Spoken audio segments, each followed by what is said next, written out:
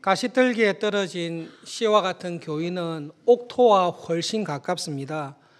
겉으로 드러난 현상을 볼 때에 가시떨기에 떨어진 교인은 길가에 떨어진 씨와 같은 교인과는 현저히 다릅니다.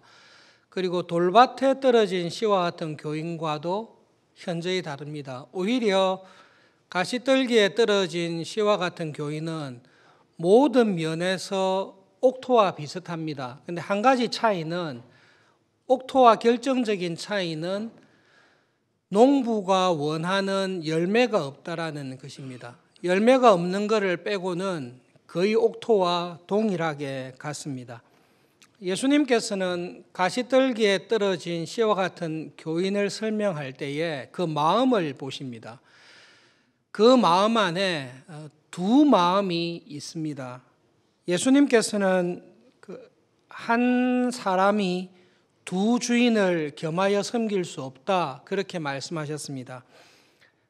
가시떨기에 떨어진 씨와 같은 교인은 그 마음에 두 마음이 있습니다. 한 가지 마음은 하나님의 말씀을 사랑하고 믿음으로 살고자 하는 마음이 있습니다. 또 한 가지 마음은 세상에 대한 염려와 걱정이 있습니다. 그리고 명예와 권력과 일락을 추구하고자 하는 마음이 함께 있습니다.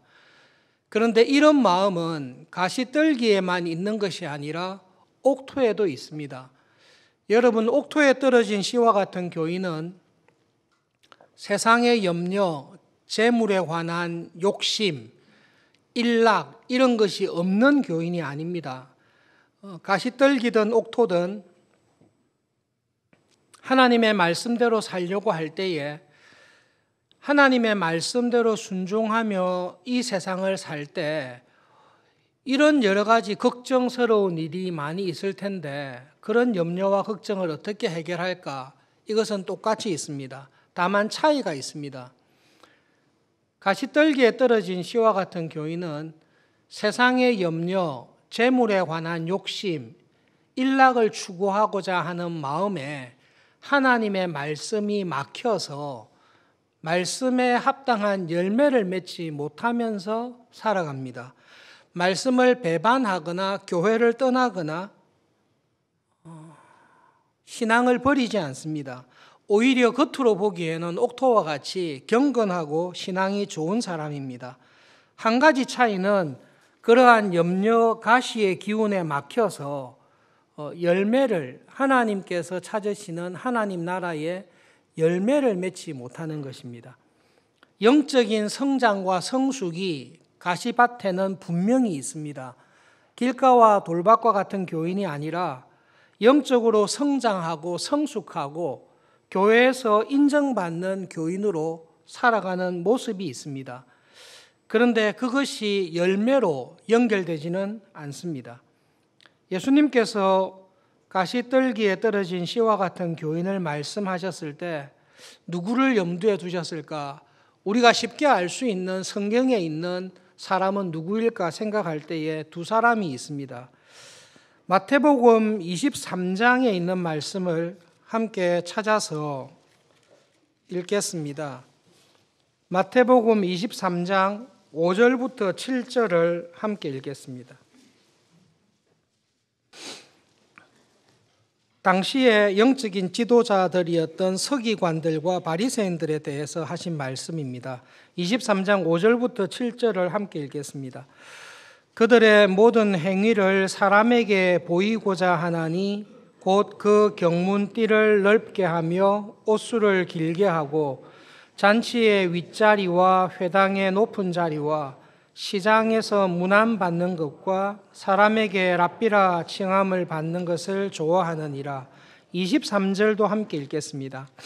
화 있을진저 외식하는 서기관들과 바리새인들이여, 너희가 박하와 회향과 근처의 11조는 들이되 율법에 더 중한 바 정의와 긍휼과 믿음은 버렸도다.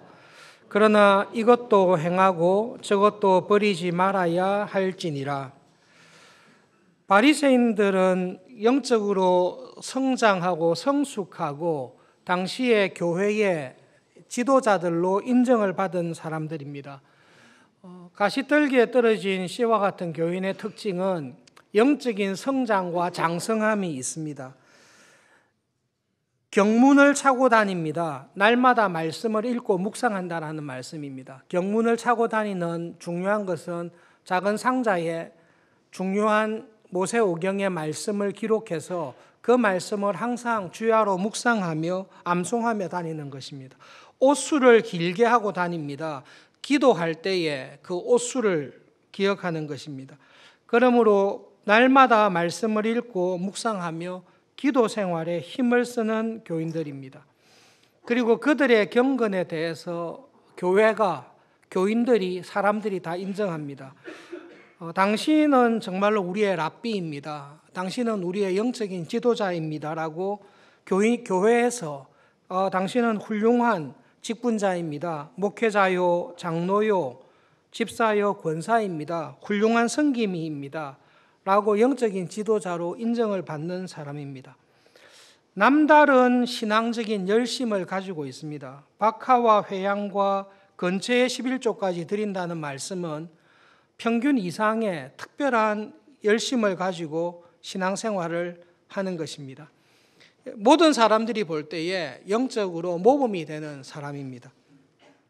그런데 예수님께서는 바리새인들과 서기관 같은 교인들을 옥토라고 하나님 나라의 열매 맺는 백성이라고는 한 번도 칭찬하신 적이 없습니다.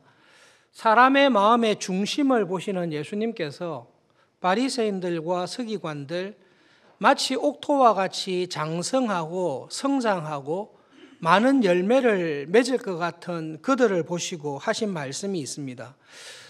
그들의 마음에는 말씀을 따라 살고자 하는 열심과 자기 자신의 영적인 뛰어남과 훌륭한 것을 드러내려고 하는 가시의 기운이 함께 있다라고 말씀하십니다. 예수님께서는 바리새인들에게 이렇게 이야기하십니다. 사람에게 보이기 위해서 너희들은 경건하게 살아간다. 그 결과 너희들의 상은 이미 받았다라고 말씀합니다. 바리새인들은 하나님의 말씀을 사랑하고 순종하고자 하는 마음이 있습니다. 그러므로 경문을 차고 옷수를 길게 하고 금식하고 특별한 11조를 내면서 열심으로 살아갑니다. 하나님을 기쁘시게 하고 말씀대로 살고자 하는 마음이 있습니다. 동시에 어떤 마음이 있는가 하면 다른 사람들에게 자기의 경건과 영적인 뛰어남과 탁월한 것을 인정받고 존경받고 싶어하는 마음이 있습니다.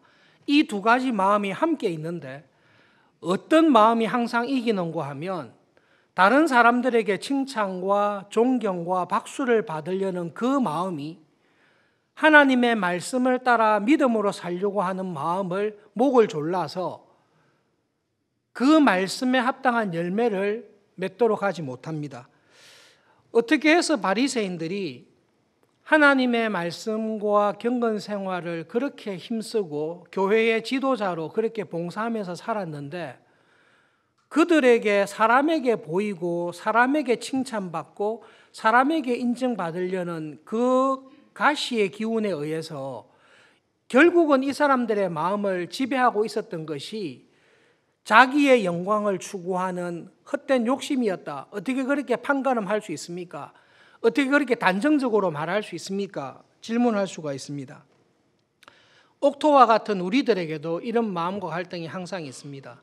그런데 내가 옥토에 속해 있는지 가시밭의 기운에 막혀서 말씀에 합당한 결정적인 열매를 못 맺고 있는지를 보여주는 척도는 예수님입니다. 예수님께서 바리새인들과 서기관들에게 오셔서 하나님의 복음과 은혜를 선포하시고 예수님을 따라올 것을 말씀하셨습니다. 그때 바리새인들과 서기관들은 하나님의 말씀과 은혜 안에 살아있는 신앙인이라면 예수님을 따랐을 것입니다. 그러나 그들은 결정적인 갈림길, 예수님을 택할 것인가, 내가 이때까지 쌓아놓았던 경건과 거룩을 택할 것인가 라고 할 때에 예수님을 버리고 자기들이 쌓아놓은 자기가 유지하고 있는 종교적인 형식과 틀을 취합니다. 그것을 취하고 예수님을 버리는 것, 예수님의 말씀을 들었으나 예수님의 말씀을 눌러버리고 자기들이 생각하는 신학과 자기들이 생각하는 경건의 틀 안에서 좀처럼 움직이지를 않습니다. 사람들이 볼 때는 존경받는 참 좋은 신앙의 선배고 경건한 사람들이나 마음의 중심을 보시는 예수님께서 볼 때에 그들에게는 말씀을 따라 살려는 마음보다 가시의 기운이 훨씬 강합니다. 자기가 인정받고 존경받는 것, 내가 쌓아놓은 경건의 틀 안에서 지내는 것이 주님의 말씀을 듣고 그것들을 포기하고 믿음으로 순종하는 것을 항상 막습니다. 그러므로 예수님께서는 그런 상태에 있는 바리새인과 같은 교인을 옥토라 하지 아니하시고 외식하는 신앙인이요 거짓된 지도자라고 엄격하게 책망하시고 그들의 잘못된 신앙을 지적하신 것입니다. 두 번째 사람이 있습니다. 마태복음 19장에 예수님께서 말씀하신 한 사람이 있습니다. 16절부터 22절까지 한 절씩 교독하겠습니다. 아마 이 청년도 바리새인 중에 속해 있든지 경건한 바리새인처럼 살았을 텐데요. 바리새인보다 훨씬 착한 청년입니다. 마태복음 19장 16절부터 22절 한 절씩 교독하겠습니다. 어떤 사람이 주께 와서 이르되 선생님이여 내가 무슨 선한 일을 하여야 영생을 얻으리이까?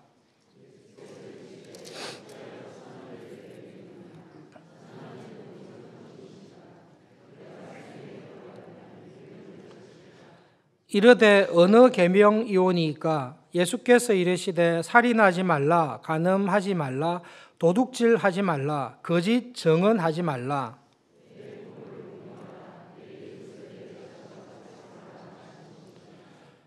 그 청년이 이르되 이 모든 것을 내가 지키어 싸운데 아직도 무엇이 부족하니이까?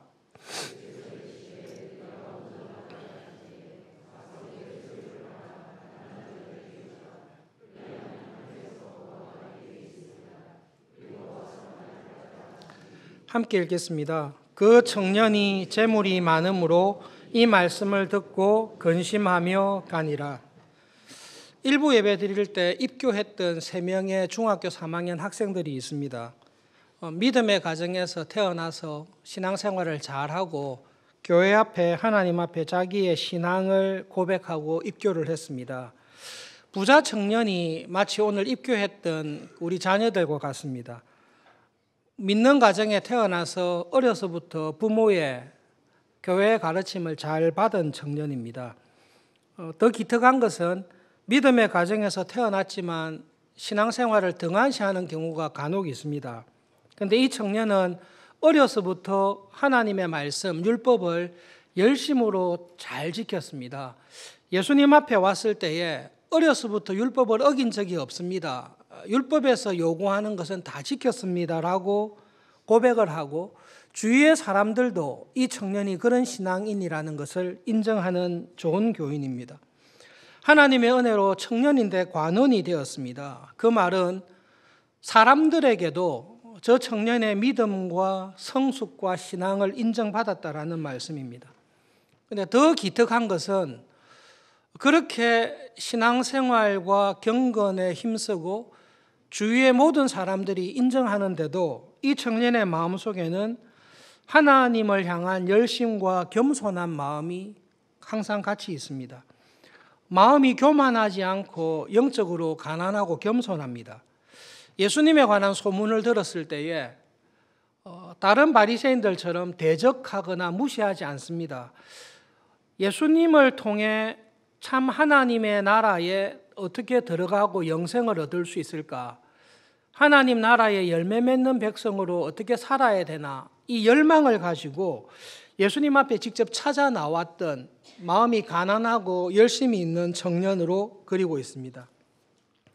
예수님 앞에 나왔을 때에 겸손하게 많은 사람들이 보는 그 자리에서 겸손하게 무릎을 꿇고 예수님의 가르침을 청하는 참 열심히 있는 착한 청년입니다.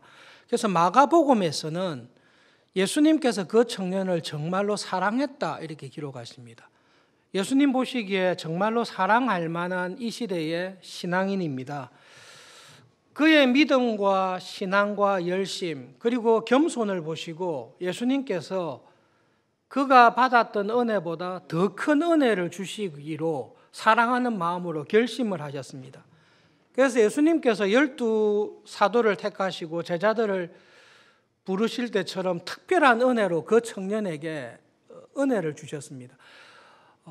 네가 그렇게 한 것을 볼 때에 정말로 사랑한다. 그러니 내 제자가 되어라. 이 은혜를 주셨습니다.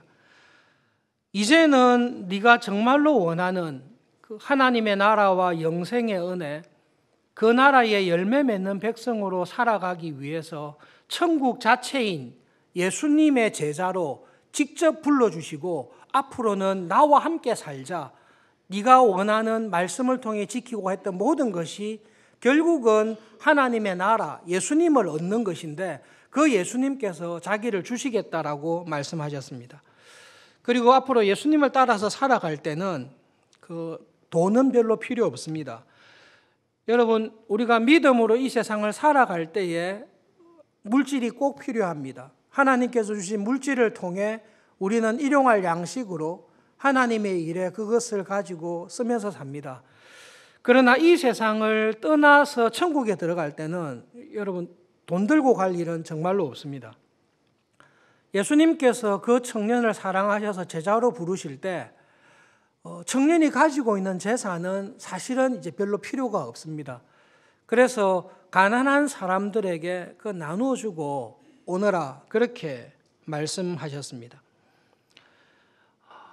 여러분 만약에 예수님께서 꿈에 나타나셔서 우리 모두에게 네가 가지고 있는 모든 재산을 성탄절을 맞이해서 가난한 자들에게 다 주고 내가 너에게 부르는 선교지로 혹은 목회의 길로 이런 일을 하라고 분명하게 예수님께서 직접 나타나셔서 그렇게 말씀하시면 여러분 갈등이 되겠습니까? 안 되겠습니까?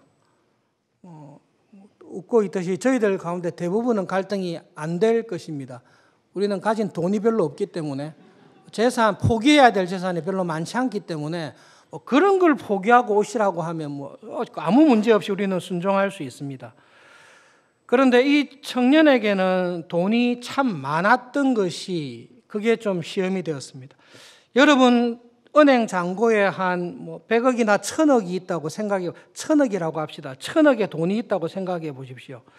주님께서 예수님의 제자로 부르시는데 앞으로 너를 나의 하나님 나라의 일꾼으로 쓰는 고기에는 사실은 돈이 하나도 필요 없으니까 1000억은 가난한 사람들에게 다 나누어 주고 오너라 이 말씀을 들었습니다. 예수님께서 그렇게 부르셨을 때에 여러분 1000억을 성탄절에 가난한 자들에게 다 나누어 주고 예수님을 따라가시겠습니까? 아니면 부자 청년처럼 갈등을 하시겠습니까? 장로님들을 비롯한 당회원들은 1000억을 포기하고 갈 텐데요. 아마 다른 분들은 쉽지 않으실 거예요. 왜냐하면 1000억이 주는 안정감이 있습니다. 1000억이 주는 일락이 있습니다. 1000억을 포기할 때에 앞으로 주님을 따라 살아가지만 예수님께서 혹시 못 채울 상황이 벌어졌을 때에 벌어질 자녀와 가족에 대한 염려와 걱정이 있습니다.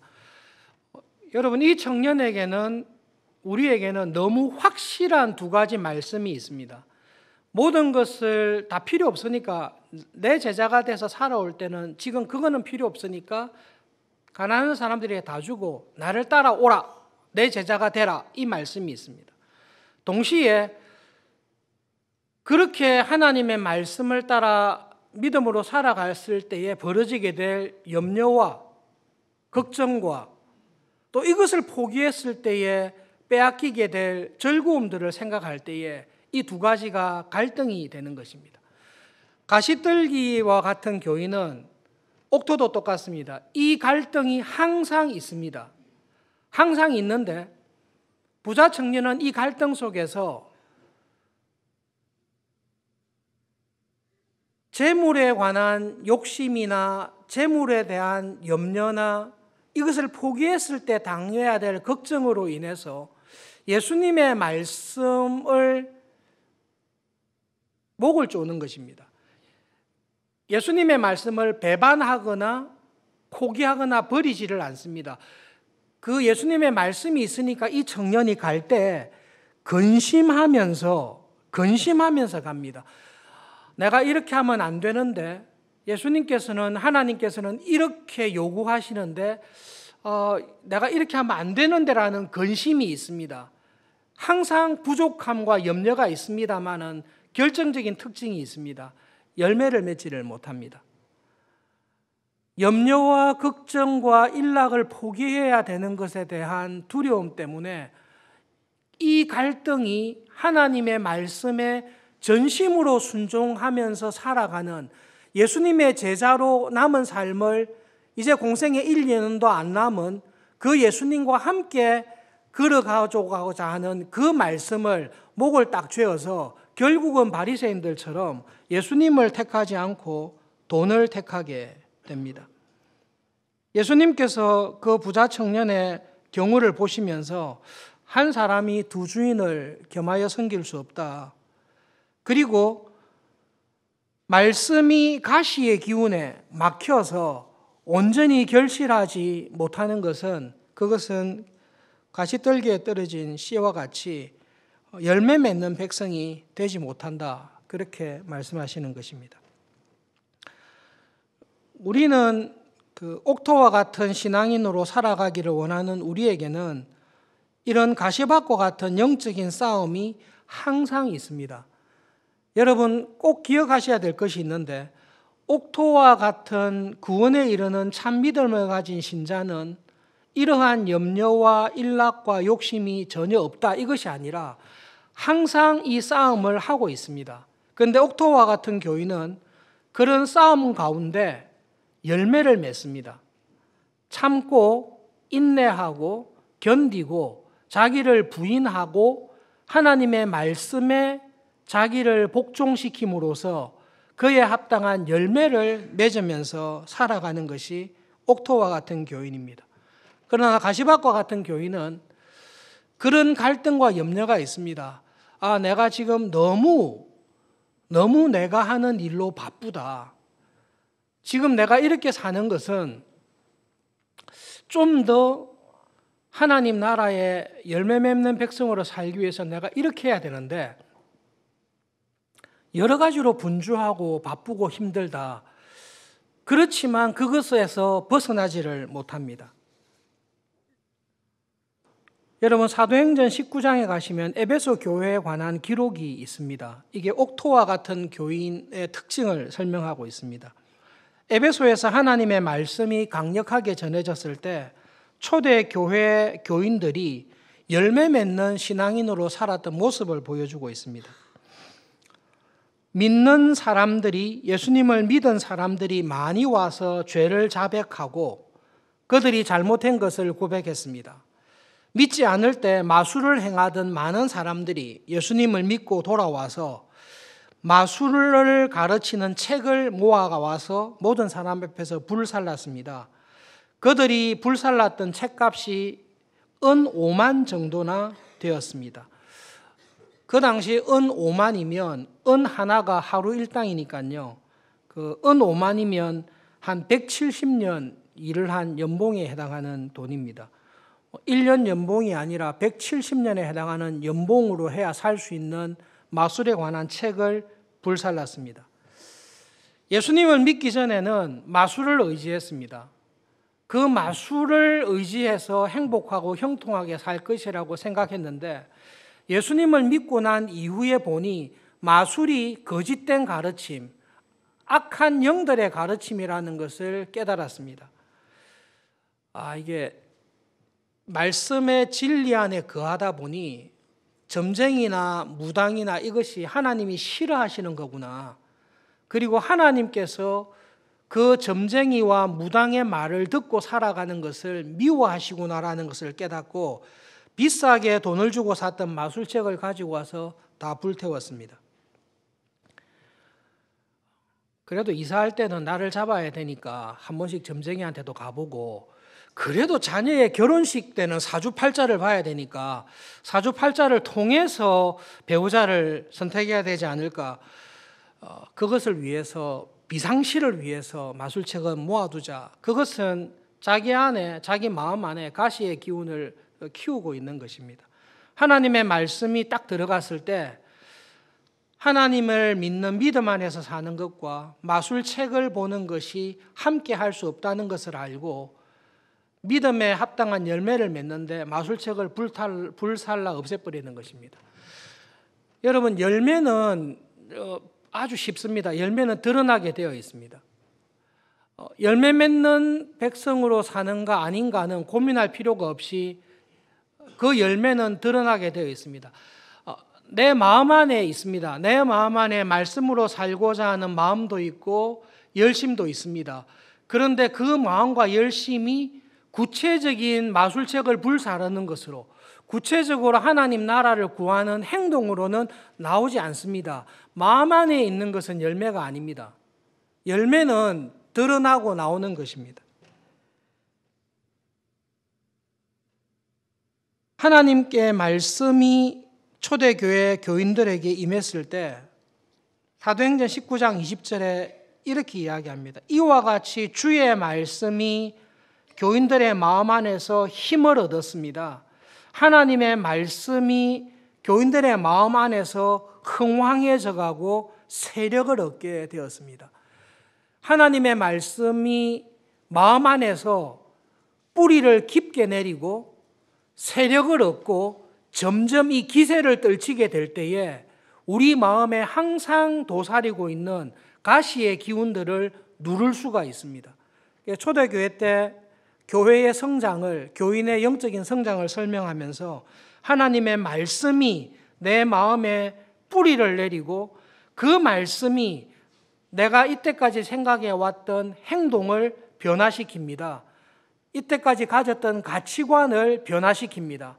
이때까지 해왔던 습관을 변화시킵니다. 그래서 이전과 다른 행동, 다른 인격, 다른 가치관을 가지고 살아가는 열매를 맺게 되는 것입니다. 예수님께서 이 씨 뿌리는 비유를 통해 옥토와 같이 구원을 얻은, 구원에 이르는 참 믿음을 가진 우리에게 주신 은혜를 말씀하고 있습니다. 성령님으로 말미암아 구원의 은혜를 경험한 참 신자에게는 제일 먼저 주시는 은혜가 말씀을 기뻐하고 말씀에 순종하며 살고자 하는 마음을 주십니다. 그런데 이 말씀을 들을 때에 우리에게 기쁨과 함께 갈등을 항상 함께 주십니다. 주중에 남자 집사님들 그리고 장로님들과 함께 성경 공부를 하는 것이 있습니다. 여자 집사님들과는 화요일 날 오전에 하고 남자 집사님들과는 화요일, 수요일, 토요일 날 이렇게 하는데요. 읽는 책이 이겁니다. 결혼, 영성을 깨운다라는 책입니다. 책 내용은 간단합니다. 상당히 괜찮은 책인데 하나님 앞에서 하나님이 원하시는 남편으로 서는 것은 어떤 것일까? 그게 그 책의 내용입니다. 하나님께서 남편에게 원하시는 것은 간단하고 분명합니다. 아내를 사랑하라, 끝. 그겁니다. 아내가 너에게 잘해주면 사랑하고 안 해주면 안 사랑해야 된다, 이게 아니라 하나님께서 모든 남편에게 하시는 말씀은 아내를 사랑하라. 어느 정도로 사랑해야 됩니까? 교회의 머리이신 예수님께서 항상 예수님을 배반하고 불순종하고 말 안 듣는 교회인 나를, 예수님께서 교회인 나를 사랑하시는 그 사랑으로 아내를 사랑하라, 끝. 그것이 그 책의 내용입니다. 그 책을 공부하는 남자 집사님들이 그 내용을 좋아하겠습니까? 농담 삼아 진담 삼아 하는 말이 있습니다. 목사님, 왜 이걸 남자만 읽어야 됩니까? 아내도 읽힙시다. 그런 마음이 있습니다. 왜냐하면 하나님의 말씀을 통해 말씀의 거울 앞에서 남편으로 어떻게 살아야 될지를 볼 때에 내 안에 가시가 많다라는 것을 압니다. 그런데 나만 은혜 받아서 바뀌면 아내는 안 바뀔 텐데요. 나만 은혜 받아서 바뀌면 아내가 나를 이용할 것 같고, 내가 이렇게 바뀌기 위해서 애를 쓰는데 아내가 몰라주면 이게 손해볼 것 같은 마음이 우리에게 똑같이 있습니다. 하나님의 말씀이 우리에게 딱 임했을 때에 주는 은혜가 있습니다. 내 안에 숨어 있었던 가시의 기운이 뭔지를 성령님께서 딱 보여주십니다. 부자 청년이 예수님을 만나기 전에, 부자 청년이 예수님을 만나서 예수님의 분명한 말씀을 듣기 전에 자기 마음의 주도적인 세력이 무엇인지를 아마 잘 몰랐을 것입니다. 모든 사람이 생각하듯이 경건하고 말씀과 믿음으로 살기 원하는 참 좋은 교인으로 생각했을 것입니다. 예수님께서는 그런 교인에게 은혜를 주십니다. 지금 누리고 있는 그 은혜의 자리에서 더 큰 은혜의 자리로 하나님 나라에 가까이 온 사람에게 하나님 나라를 풍성하게 누릴 수 있는 은혜를 주십니다. 그리고 이 은혜를 누리기 위해서는 한 발자국 앞으로 나가야 됩니다.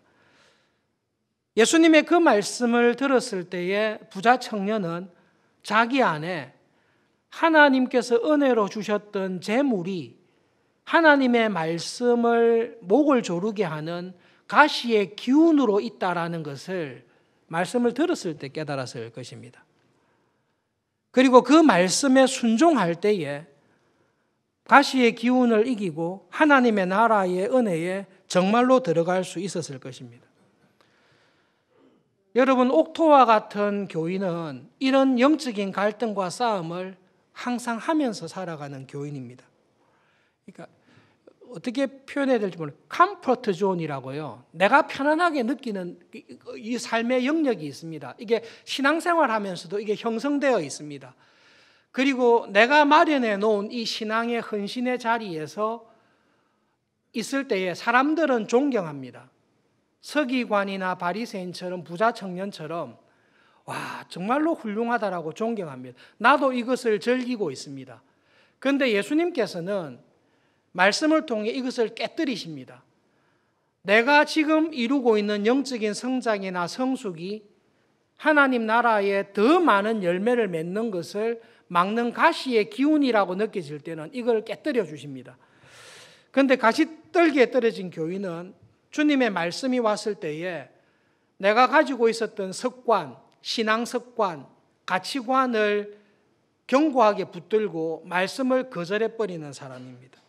그러나 옥토에 떨어진 씨와 같은 교인은 하나님의 말씀이 딱 떨어졌을 때 은혜를 받으면서 나를 불편하게 할 때에 아니 이까지 왔는데 더 요구하십니까? 라고 할 때에 이까지 오게 하신 것도 하나님의 은혜이신데 주님께서 모든 것을 버리고 오라고 할 때는 내가 돈을 택하며 살아가는 것과 비교할 수 없는 예수님의 참 제자로 살아가는 은혜를 넉넉하게 주실 것이다라는 믿음 안에서 돈을 의지하려는 마음을, 그 기운을 누르고 하나님께서 오늘 순종하라고 한 일에 순종하면서 나가는 은혜를 받습니다. 그렇게 은혜를 받으며 살아가는 교인은 하나님께서 원하시는 열매를 시절을 따라 나이에 따라 분명히 맺으면서 살아갑니다. 믿음 안에서 존경하는 장로님, 권사님, 우리 교회 어르신 여러분들, 하나님께서 우리를 이 땅에 두실 때는 우리가 살아있는 동안에 하나님의 더 큰 은혜의 자리로 우리를 부르십니다. 이제는 내가 나이 늙어서 할 일도 없고 아무런 소용이 없고 죽을 날만 기다리도록 두시지 않습니다. 하나님께서 우리를 이 땅에 두실 때에는 하나님께서 우리를 통해 육신을 가지고 이 땅에서 할 수 있는 일을 가르쳐 주시고 그 일을 통해 더 열매 맺는 백성으로 살아가는 은혜를 반드시 주십니다. 한 주간 살아가실 때 하나님 말씀 앞에서 말씀에 순종하지 못하도록 만드는 내 안에 있는 가시의 기운이 뭘까? 잘 싸우면서 살아갈 수 있기를 바랍니다. 하나님 원수가 참 많습니다. 우리 이제 공부하면서 볼 때 원수가 참 많습니다. 남편을, 아내를, 자녀를, 부모를 잘못 만났습니다. 이렇게 할 수 있어요. 이 원수만 아니면 제가 좀 더 행복할 텐데 이 원수로 인하여 제 삶이 괴롭습니다. 우리는 그렇게 핑계를 댑니다. 예수님의 말씀에 의하면 원수를 사랑하라라는 예수님의 말씀과 원수를 사랑할 수 없는 원수에게 받은 상처와 기분 나쁨과 내가 있는 그 억울함으로 인해서 그 썬뿌리로 인해서 그 가시의 기운에 의해서 예수님의 말씀을 거절하고 싶은 가시의 기운과 예수님의 말씀을 따라 살려고 하는 마음이 내 안에서 싸우는 것입니다. 여러분, 가시의 기운은 내 바깥에 있지 않고 내 안에 항상 있습니다. 원수를 사랑할지 안 할지를 결정하는 것은 내가 결정합니다. 이 원수를 미워할 수도 있고 원수를 불쌍히 여길 수도 있는데요. 이 결정은 내가 합니다. 이 원수가 하도 미워서 용서할 마음이 전혀 없어서 예수님께서 용서하라고 했지만 나의 미움 기운에 의해서 예수님의 말씀을 목을 졸라버리고 여전히 미워하는 자리에 서기로 결정하는 것은 내가 하는 것입니다. 그러나 예수님의 은혜가 예수님의 영이신 성령님께서 내 안에 내주하셔서 그 성령님께서 주시는 은혜가 나를 지배하고 주님의 말씀이 나를 지배하고 있을 때에 원수를 미워하고 기분 나빴던 것들을 누르고 주님의 말씀에 순종하면서 갈 수 있습니다. 우리는 항상 이 싸움 속에 있습니다. 그래서 옥토와 같이 참 구원에 이르는 믿음을 가지고 살아가려고 애쓸 때에 기대하십시오. 항상 내 안에 가시의 기운이 있다. 이 가시의 기운은 시절을 따라 항상 나한테서 솟아난다. 그리고 이 기운은 하나님의 은혜, 성령님의 도우심이 아니고서는 내가 이길 길이 없다. 내가 예수님 안에 거하고 있을 때에, 그리고 예수님께서 내 안에 충만하게 거하실 때에, 예수님 옆에 원수를 갖다 놓으면 예수님은 죽이십니까? 사랑하십니까? 예수님 옆에 원수를 갖다 놓으면, 죄인을 갖다 놓으면 예수님은 원수를, 죄인을 죽이지 않고 죄인을 살리기 위해 자기가 죽으시는 것입니다. 그것이 하나님의 은혜로 거듭난 우리에게 주신 은혜입니다. 이제는 내가 산 것이 아닙니다. 이제는 내 안에 그리스도께서 살아계신 것입니다. 그것이 옥토에 떨어진 씨와 같은 교인입니다. 그러므로 예수님을 믿고 옥토와 같은 신앙인은 성품이 반드시 바뀝니다. 성품이 반드시 바뀝니다. 예수님을 믿고 열매 맺는 신앙인은 신앙의 습관과 태도가 항상 바뀌고 성장하게 되어 있습니다. 이 정도면 됐습니다 라고 자기의 테두리를 정하고 안정된 지역을 만들어 놓고 그 이상 넘어가지 아니하는 교인은 의외로 바리새인과 같이, 부자 청년과 같이 열매 맺는 자리에서 떨어져 있는 교인일 가능성이 훨씬 많습니다. 겸손히 하나님께 기도하면서 말씀을 통해 내 안에 있는 가시의 기운이 뭔지를 보여주실 때마다 열매 맺는 백성으로 살아가도록 은혜 주십시오. 열매 맺으면서 살아갈 수 있도록 은혜를 구하고 열매 맺으며 살아갈 수 있기를 바랍니다. 뒤에 부를 찬송가처럼 잠시 동안 이 세상에 살다 하나님 앞에 서게 되는데요. 하나님, 주님을 뵙게 될 때에 열매 맺는 백성으로 설 수 있는 은혜를 주십시오. 그렇게 설 수 있기를 바랍니다. 예수님 제자들에게 예수님 교회를 향해 씨 뿌리는 비유를 말씀하셨습니다.